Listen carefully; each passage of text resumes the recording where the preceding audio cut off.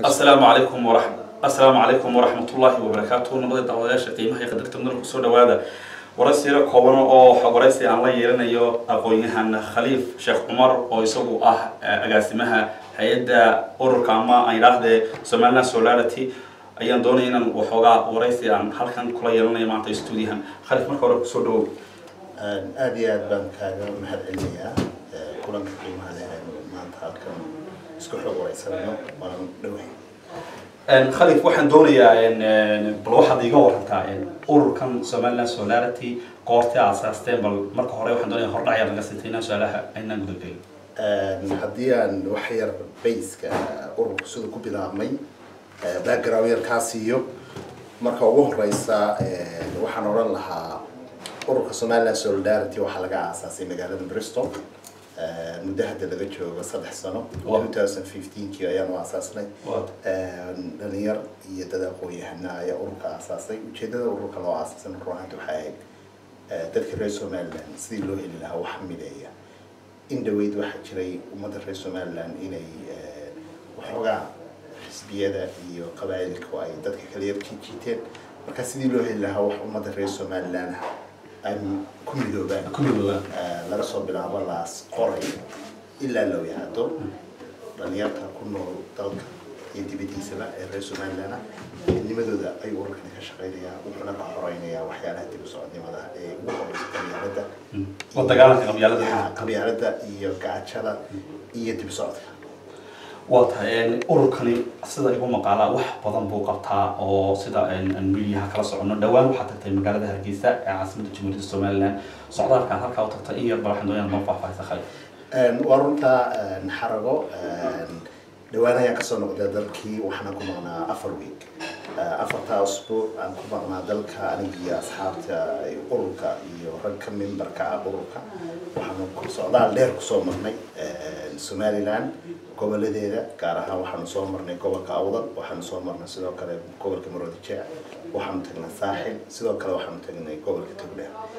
شيء كادر أيام صومرني وشيء ذي وحيدنا نصو إجنو حالة ذلك marka dalka aad soo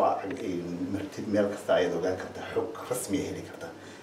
waxaanu eegaynaa laba area oo muhiimsan caafimaadka waxa kale oo aad iyo aad ugu kurgaleynaa qaybta waxbarashada because labada arrimood waa laba asaasiya hay'adaha waxbarashada iyo hay'adaha caafimaadka ay xog fiican oo ka soo helnay intii aan ku maqnayn gobolada soo neeynay markii aad socdaal ku tagtay caasimada Jamhuuriyadda Soomaaliland magaalada Hargeysa ururkiina wadkan soo sheegtay waxyaabo la soo indheysay waxyaabihii ugu weynaa khaliif wada karto baahi loo baahan yahay in ururkiina wax ka qabto dareemi karto marka wadada ka wada marteen wax iga sheegi kartaa ururku ruuxantii sida ku sheegay bas mid waxa ahayd wacyi gelin midna waxa ahayd in war iyo xog raadsi iyo urursi marka xog fiican waan soo helnay wacyi gelintiina waxaanu sameynay dhowr wacyi gelin waxyaalaha wax ka soo qabanay waxa kamid ahaa tusaale ahaan halkan markanu ka teganay mishiinaan sii qaadnay mishiinadan qalabka caafimaadka gaar ahaan wadnaha lagula tacaalo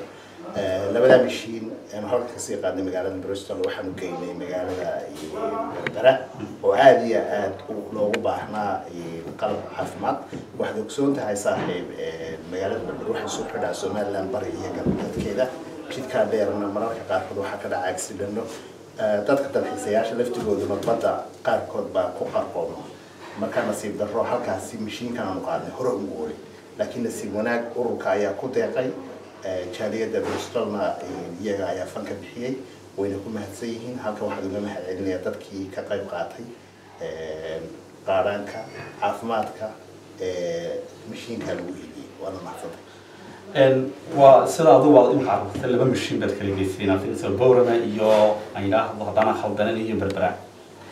مركها لريتو وحوين بيقطري كرام بدل كرتا مشين هذا سميش ما بيقول لي بدل كرتا سما خليفة أرتاح صحيح مشين هذا ميدو حنكيني كبيلي أو بورما وحي ستي لبى مشين بيالي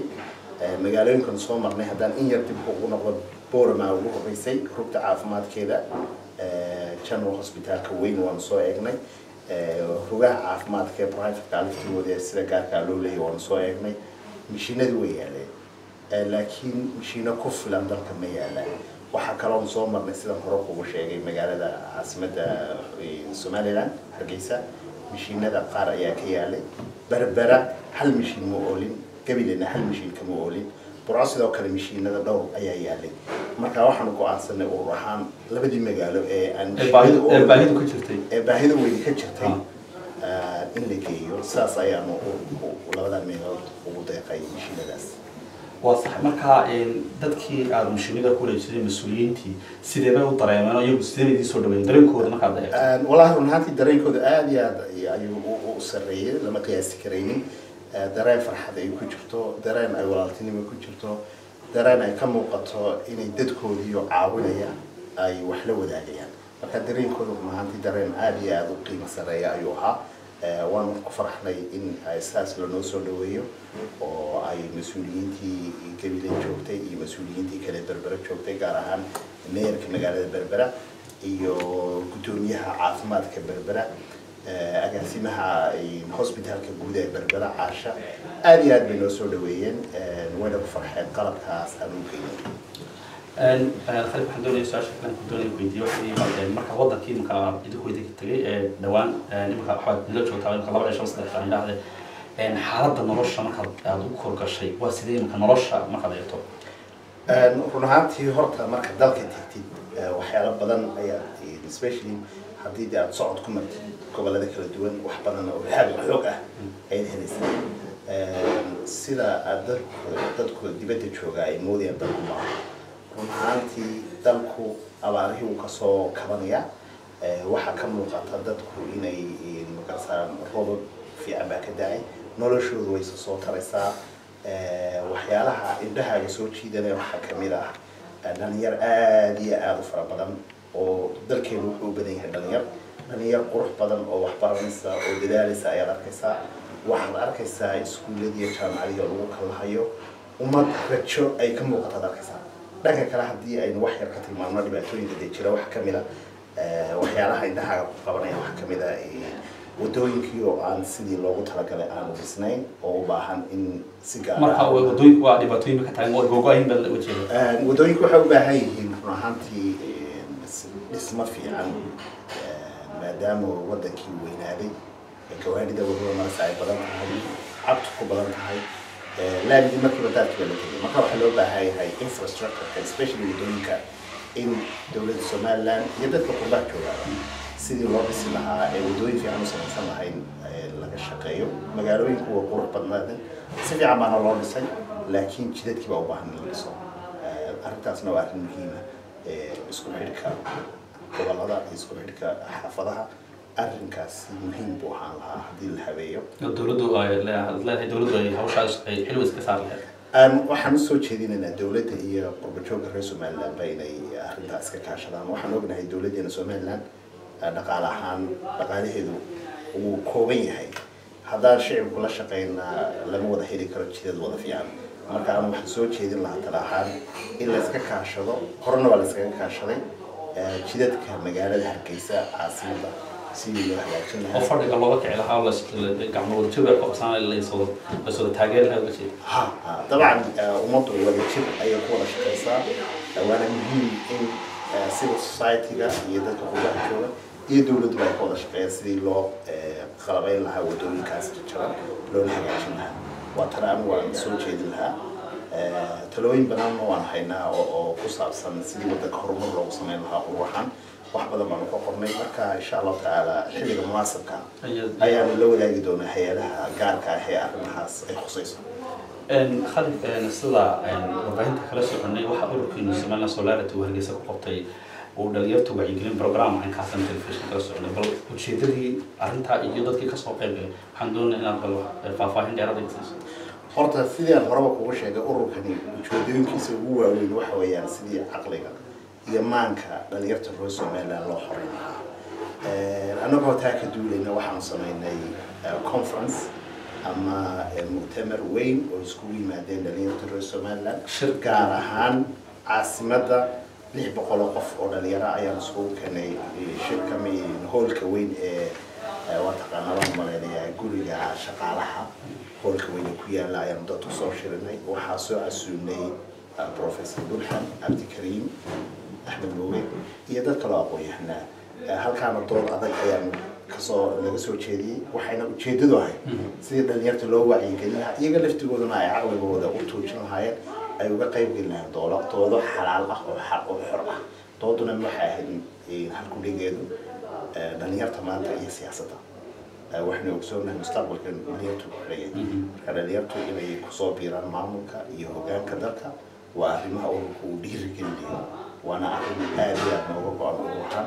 sidii dhalinyarta loogu dhiirigelin lahaa si togan ma aha dhalinyaro oo dhan laakiin dhalinyarta sida togan uga qayb geli karta siyaasadda ee hogaanka dalka wax ka qaban karta